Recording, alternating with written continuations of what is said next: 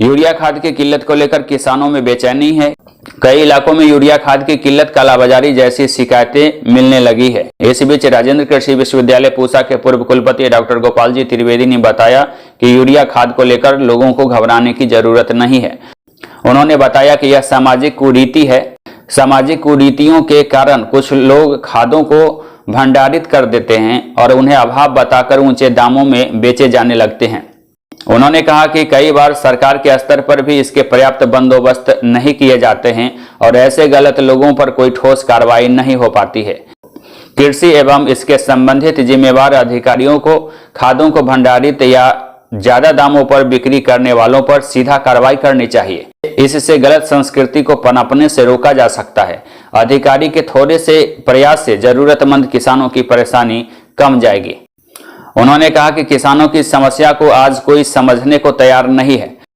वही प्लांट भी तो जिंदा है ना, तो प्लांट के शरीर को भी एक्टिवेट करना है?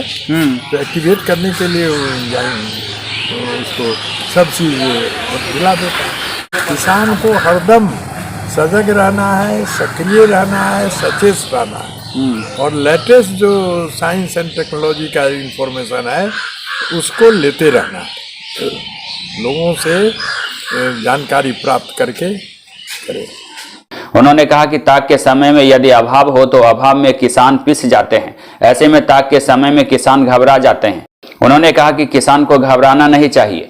यूरिया खाद के भी कई विकल्प उपलब्ध हैं। लोगों को 2 किलो यूरिया खाद के प्रयोग के बदले 1 किलो यूरिया का ही प्रयोग करना है।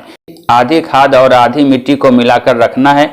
ध्यान रहे यह सूखी मिट्टी में ही मिलाकर रखना है। उसे 24 घंटा रखने के बाद अगले दिन खेतों में छिड़काव करना चाहिए। इससे यूरिया की खपत आधी हो जाएगी। ऐसे में 1 किलो यूरिया ही 2 किलो यूरिया के बराबर काम करेगा। वहीं जो किसान रोटोवेक्टर का प्रयोग अपने खेतों में करते हैं, जिन्होंने माइक्रो ऑर्गेनिज्म का भी प्रयोग अपने खेतों में किया है, उन्हें यूरिया खाद की जरूरत नहीं पड़ती है या इसकी बहुत ही कम जरूरत पड़ती है। उन्होंने कहा कि ज्यादा मात्रा में यूरिया का प्रयोग करने से फसलों को फायदे के बजाय नुकसान हो जाता है। फसलों पर उसका प्रभाव नहीं पड़ता है। इसलिए फसलों की जरूरत के अनुसार ही यूरिया का प्रयोग करने की जरूरत है। इसके लिए घबराने या कालाबाजारी के चक्कर में पड़ने से किसानों को परहेज करना चाहिए। उन्होंने यह भी कहा कि जिस खेतों में पोखर आदि की पुरानी मिट्टी, गोबर या गोआ आदि का प्रयोग हो चुका है, फसल चक्र प्रणाली से खेती की जाती है, उस खेत में भी यूरिया की कम जरूरत पड़ती है।